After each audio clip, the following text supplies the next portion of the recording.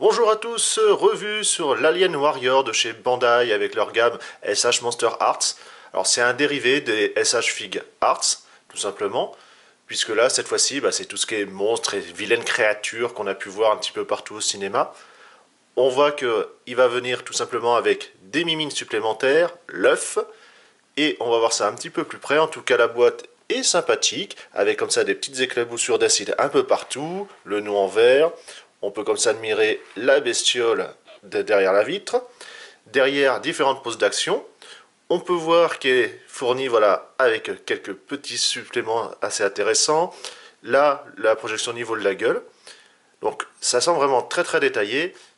Le stand fait partie de la boîte, ce qui est assez agréable, parce que ça permet comme ça voilà, de mettre en display et au moins voilà, dans des poses qui tiennent, même si elles sont un peu fantaisistes. On voit qu'elles sont voilà, très travaillées, avec un dessin voilà, un petit peu graphique, des éclaboussures, on ne sait même pas si c'est voilà, du sang ou de l'acide.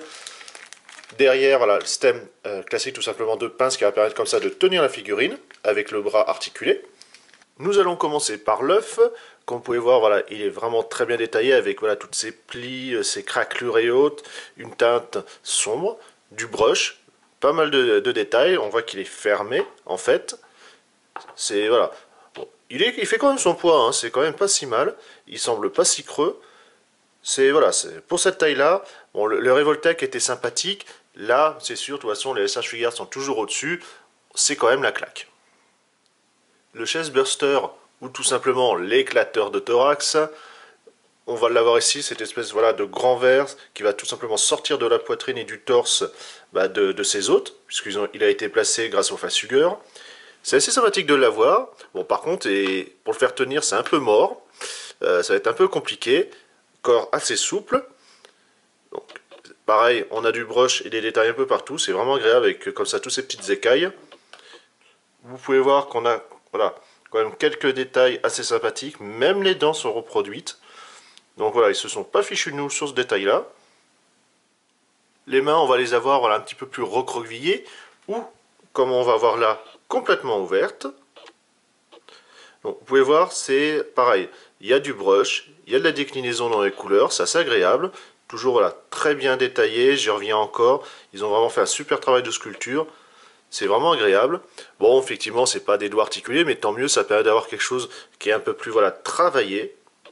Vous pouvez voir voilà, la magnifique queue avec les épines dorsales voilà, implantées partout. Pas forcément droite, ce qui est assez agréable. Et puis voilà, la terrible pointe. Encore du brush partout. C'est vraiment somptueux. C'est du ball joint. Donc vous pouvez voir, voilà, on peut quand même swinger quand même pas mal avec.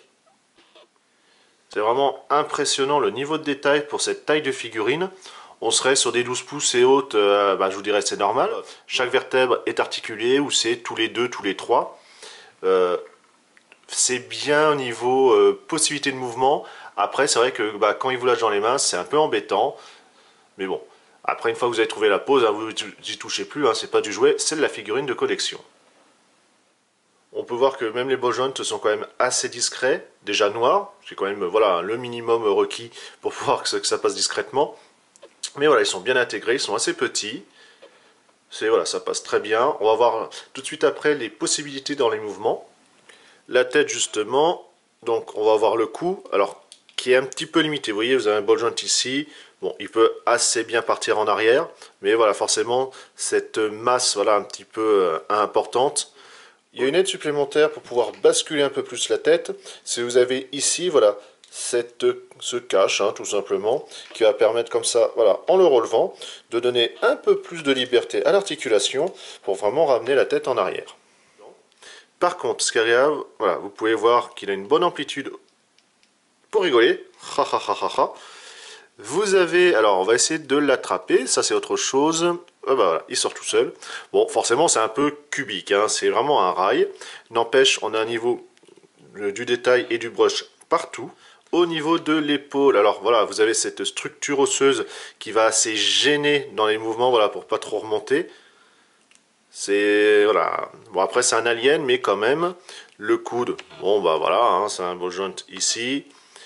Ça, par contre, ça ne bouge pas. Vous pouvez les tourner, par contre. Bon, pourquoi pas. Alors, c'est du plastique souple, là, ici. La main, bon, c'est le ball joint, c'est ça qui va permettre en fait de changer tout simplement les mimines. Au niveau du torse, vous avez le haut de la cage thoracique. Ah, regardez ça, c'est dégueulasse tellement c'est beau. Vous avez le bassin ici, donc on peut voir pour ça que ça fait une petite ouverture. Au niveau des jambes, on a l'aine qui se trouve là. Le ball joint que je vous parlais tout à l'heure. Alors voilà, on a même, c'est pas un ball joint lisse. Ils ont fait un système voilà, pour voir un petit peu comme des ligaments ou des systèmes osseux, c'est assez agréable. Et on a ici, pour le pied, encore un ball joint.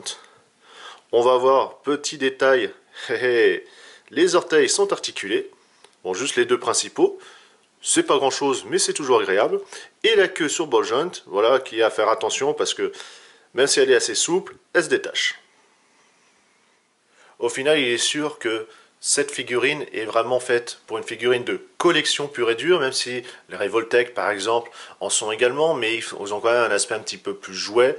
Là vous avez vraiment quelque chose de somptueux à tous les niveaux, quasiment sans faute. Voilà, faire attention au niveau de la queue qui, comme je vous l'ai dit, se détache un petit peu facilement. Certains mouvements qui sont un petit peu limités, n'empêche, voilà, juste pour le détail et la finition, bah, c'est vraiment très très joli pour cette taille. J'aurais bien voir un Eka dans la main, voir ce que ça peut donner, parce que c'est quand même voilà, à l'heure actuelle une des références également.